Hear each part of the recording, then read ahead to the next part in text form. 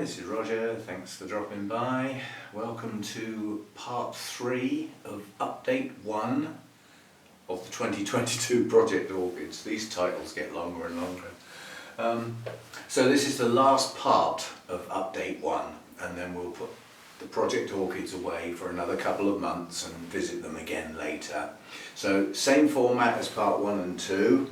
We will look at the video clips of the plants, 3 plants again, of the plants back in March, and then we will video them as they are today, go over whether I've achieved my goals and set out my goals and plans for the plant for the next period. Yeah, so let's get going. Okay, so plant number 1, the one with the awkward name, Mexicoa ghiesbreghtiana. But I'll do pop-ups with the names in case I mispronounce them or say them wrong. Then you can read them for your flipping self. Right, now this is within the Oncidium Alliance. It's an Oncidium type, and I haven't had it too long, and it's yet to bloom.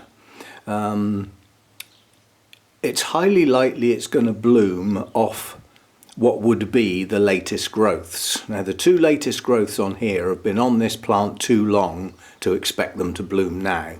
So what we need are more new growths. And it needs some help, basically, because most of the roots have come out this side, which is where a couple of the new growths were. That's to be expected. And as a consequence, they're aerial. And they're not hydrating well enough by pouring water over them like how I water my mounts normally. So this plant initially needs some help, and the help it's going to get is live moss, basically over a larger portion of the mount, including over some of these aerial roots. Roots heading on round the back of the mount, they'll have to fend for themselves, but so I intend to put some more live moss around this plant to help hydrate it, because the moss will stay wet longer than aerial roots would, and therefore the plant will get better hydrated. It's not desiccated, but basically the latest growths on this didn't get as big as I expected them to, which is, I would suspect, lack of hydration. It's not going to be lack of food. This isn't going to be a high feeder. So the plan for this is to get some moss on there, live moss, I don't use the sphagnum moss anymore, and help hydrate it better, get some new growths going, and hopefully some blooms on those new growths. Now whether the spikes come out part way through maturity or the growths have to fully mature before the spikes come out, I don't know. But what I do know is the blooms are unusual and well worth waiting for. So that's the plan for this one. Moss, get some new growths, and hopefully get some blooms. Okay, the plans for the Mexicoa were to get some live moss around the roots. Failed miserably, I still haven't done it. And in addition to that, get some new growths going with the hope that the new growths would get to blooming size for the plant. It's a bit of an anomaly from my point of view, because I don't know how mature a plant this actually is, because I know so little about the plant. I mean, it's in the Oncidium Alliance, but you know, that's virtually the end of my knowledge. With a name like Mexicoa, I presume it comes from Mexico. And then where in Mexico? Does it come from some of the drier parts? Does it come from higher up? You know, it could come from all sorts of environments, but it seems to grow reasonably well. And what we've got now is a nice strong new growth coming out here, another one coming out this side. That should mean we get roots on both sides of the plant, and right in the middle of the plant is a 3rd new growth. So on this size plant we've now got 3 new growths.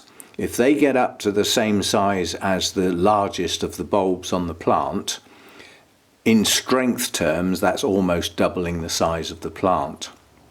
Whether we get blooms on these growths, or you get some plants mature a growth and bloom on the previous one, but I don't think this happens like that. I've still got the moss to do, I will tease out some of that old moss when I do it, because that's old zombie moss with algae on it, and it's not doing a lot of good. But some nice new live moss on there as the new roots start, which would be a good idea. So yeah, work to do on that one, but it's growing okay. 3 new growths I'm pleased with. 1 I was expecting, 2 would have been good, 3's brilliant. So all we've got to do now is push those growths on, and hopefully we will get some blooms down the line. So that's plant number 1. Okay, plant number 2, the Latoria type. Aussies Sweetnes crossed with tapiniense. So effectively a hybrid crossed back with a species. It's yet to bloom for me. It is a mature plant. It should bloom.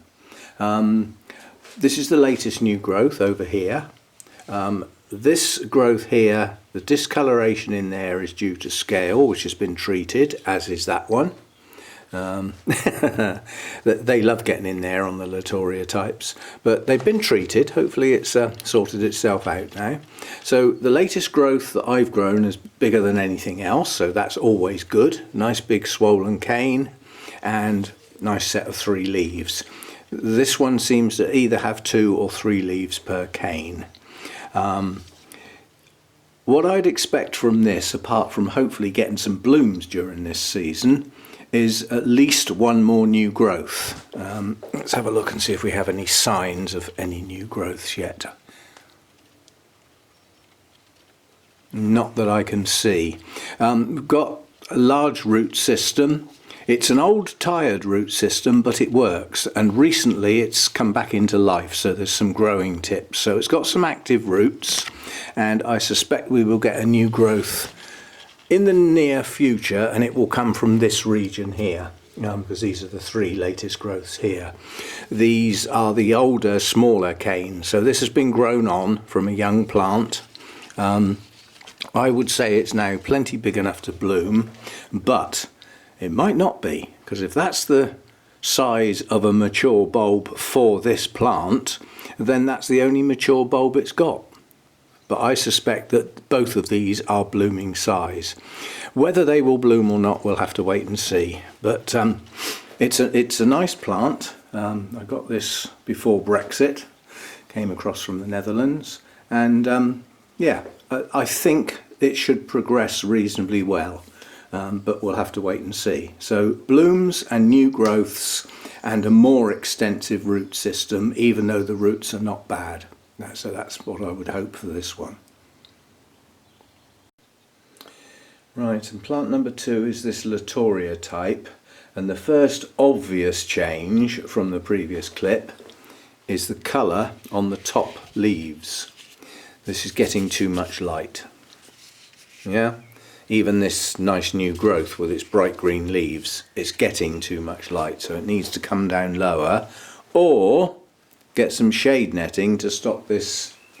It's a three and a half hour period when the sun's out, when it's a sunny day, of incredibly bright light, and it's after midday, so it's quite strong light. You know, so even in the UK. So I think the best idea is to not move the plants, is to actually get a layer of shade netting on that half of the roof. It's only half of the roof. You can see it now.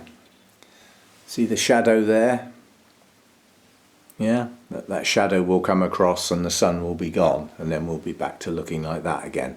So I need shade netting on this half of the roof. That needs to be done. That way I haven't got to move all the plants all over the place. I've just got to do one job instead of many.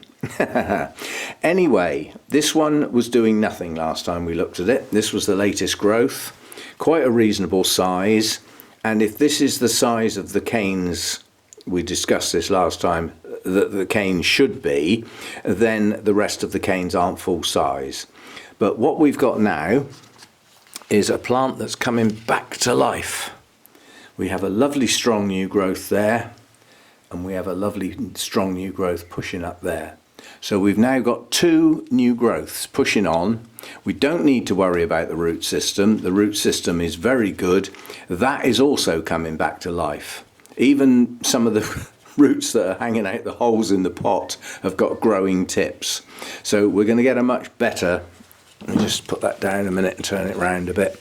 We're going to get a much better root system than we've already got when we've already got a good root system. So this is probably one of my best Latoria types, but we do have to deal with this strong light. You see, this leaf here is starting to desiccate. So they're getting warm. They're losing hydration faster than the roots can supply it. So they're starting to desiccate. So that shade netting's got to be done. As far as blooming is concerned, it's a non-bloomer. It could bloom on this cane. The sheath's there. And on Latoria types, you can often get a sheath that dries and goes brown and then produces some buds. But it may not bloom until these two new growths mature, and it could be waiting till then. So all I can do with this is push it hard, get those two new growths to push on, and sort out the highlight level for it. It isn't a highlight level plant. It shouldn't be in that level of light. But I'm running out of spaces with shelves for tall plants. Obviously the top shelf is where the tall plants go, and the top shelf up that end of the grow room is now too bright on sunny days for some of the plants that are there. The leaves are warming up, that's the problem, and the bright light. So this is a protective mechanism. It's not necessarily going to kill these leaves. The plant has turned the leaves that colour to protect them from that bright light. In theory, they can go back green again when the problem is dealt with. So there's something to look forward to. Let's see if we can get these to go back green again and push those new growths on hard. So that's the plan for this one. Well, that's the first time I've done that. Putting the video together, and I got to the third plant, and looking at its name, I thought, well, that's bloomed, I'll go and get the picture of the blooms. And then I realised I'd filmed the wrong plant. No, I haven't done that before. It's lack of coffee, that's what comes with filming too early in the morning. This is the right plant, and this is Oncidium chrysoporphum. We are about to get a mass blooming on it. Strange plant this. This was a present from Zana, and it arrived with no roots. And it put up some growths and grew some roots in that order. And now it's doing it again, because most of the root system on the existing plant has gone over. They're beyond a little tired. They look like they've gone over. But as a consequence of the new growth that's coming, it's pushing out a new root system. It seems as though it drops most of its roots each year, which is unusual, but as long as it survives, that's all I'm interested in. And basically the older growths have got their leaves, and what we've got now is a spike coming out of this older growth and two spikes coming out of this one, so we've got 3 spikes in total. So we will get blooms. Now I don't know how long they last, but they're going to be open relatively soon because they are tiny, so you know, these are getting close to opening. And the chances are they will have gone over before update 1. But what I propose with the Project Orchids this time round is, if there is an event between 2 of the updates, or the initial look and the first update, I will include that clip. Yeah, so we won't miss these blooms if they go over before the first update, which is likely. So what we've got then is a poor root system, but it exists. And then what I'm expecting is the new growth there, oh yeah, I can just see them, to start a new root system, which is what it seems to do. There's not much else I can expect from that. I'd expect this growth to push on and mature. I'm surprised there is only 1. I would have expected 2, but there's still time for another one to start. I don't think it will though. I think we're just going to get the 1 new growth. So this needs to mature with a nice fat bulb, and in addition to that I'd expect a nice blooming. They're nice branching spikes. There's a lot of blooms, but they are tiny. And then strangely enough, this happened last time round as well. When the new roots come, the slightly desiccated bulbs plump up, even though they're old. So it's a strange plant. It behaves a little differently to a lot of the other Oncidiums I've got. So there we go then, eventually the right plant number 3. So that's the lot for group 3, and that's also the last in the initial look videos. So right. Now the Oncidium chrysoporphum, last time we looked at it we had a new growth pushing on and not much of a root system at all. And from past experience I said that the new growth will produce a new set of roots, and that seems to be what this plant does. It's quite happy to dump its previous root system and then grow a new one quite dramatically. You know, a lot of Oncidiums might lose some older roots, especially at a repot time, but not to the extent that this one does. So this one's a little bit unusual from that point of view. Now, the new growth we were looking at last time has pushed on quite nicely. It's starting to form its bulb, and guess what? It's starting to produce a new root system, as expected. But what has also happened is down in here, if I can get the leaf to open up, we have what I hope is another new growth and not a flower spike. I'm pretty certain that is another new growth. So I will get at this next time I water it. You know, I check my plants over when I water, not doing it now on film. But this leaf will need to be cut back so that that new growth, when it produces its roots, the roots go down in the pot, yeah, rather than climbing up the leaf like they do if the leaf stays there. So we've got one continuing to progress and a new one starting on what is quite an old bulb, although it's, you know, it's not old enough to have lost its leaves yet. So this plant as an Oncidium grows differently to many that I've got, and as a consequence I have to deal with it separately. It's a massive drinker. I got a job to keep up with this one. Now next time I repot this, it's going to go in a moisture retentive media because it drinks. And at the moment that plant's dry. It only got watered a couple of days ago, and it's actually got cocoa husk in the mix. So it's just drinking at the moment, even though it hasn't fully established the new root system yet. So if I'm going to push these new growths on, I need to keep up with it. So this one might have to get watered. All I need to do really is, like when I do the mounts, remember to do this one as well. That ups the frequency quite dramatically. And as those roots progress, it'll start drinking even more. So that's that one. We missed the blooming. We had a mass of buds last time on spikes. We missed those. That happens. They don't last too long. There's a load of them, but they're tiny and they don't last long. So as a species, that's often the case. So we'll see what this one looks like next time. All we will probably get is the growths are progressing and heading towards maturity with a better root system. So that's what's expected. So there we go, part 3 of update 1 done. Now we can put all this lot away for a couple of months and then visit again, same plants.